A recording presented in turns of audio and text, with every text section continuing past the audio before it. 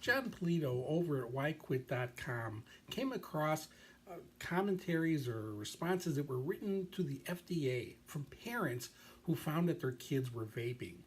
And it really captured the comments that these parents were making, really captured the type of grip that vaping had taken already on their kids, some junior high age, some younger, a few high school age.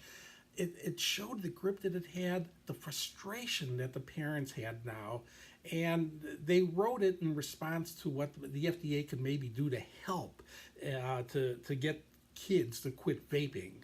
I got to point out, it's going to be very difficult to get kids who are addicted to nicotine already by vaping to quit. Impossible, no, but it's going to be difficult. What's really going to be more important is all efforts that anyone can do to try to help prevent their kids from vaping. Trying to get someone off an addiction is hard in its own right. Trying to prevent it, there's difficulties involved, but there's a lot more that can be done. I'm going to attach into this video description page those comments that were made. They're heartfelt, and anyone reading them should listen to the underlying message. It's not showing the damages that vaping is going to do to these kids 10 and 20 and 30 years from now. It's showing what's happening to them right now, the effect it's having on their ability to learn, the effects that it's having on their demeanor, the effects that it's just having on their quality of life now while they're kids.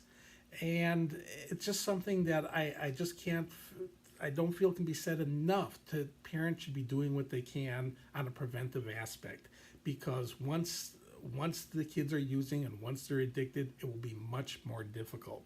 So I'm going to attach the letters that were sent to the FDA in the video description here, and then also resources that we've been developing over the last several months addressing what you can do to prevent kids from using, how to help kids who are using already. But again, it's going to be a much harder task. I feel terrible for these parents.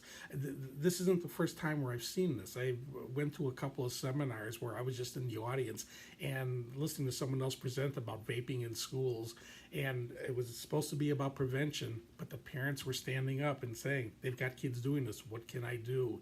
And the answers that were being given to them weren't very great. It wasn't anything that I think was going to really make a big difference, and I'm not sure that the person who was saying it felt it was going to make a big difference. Again, they were there trying to do prevention, because I believe they too recognize prevention is the way to go. The way to prevent kids from ever starting is help them understand the problem that they are dealing with, the addiction to nicotine and the immediate consequences that will go with it, and the long-term consequences. And the more that is understood, the better chance that they'll never take it up. And if they have taken it up, the more they understand about what they're into now and what they need to do to get out of it, the more they understand the full implications, hopefully the more determined they will be to make a commitment to never take another puff.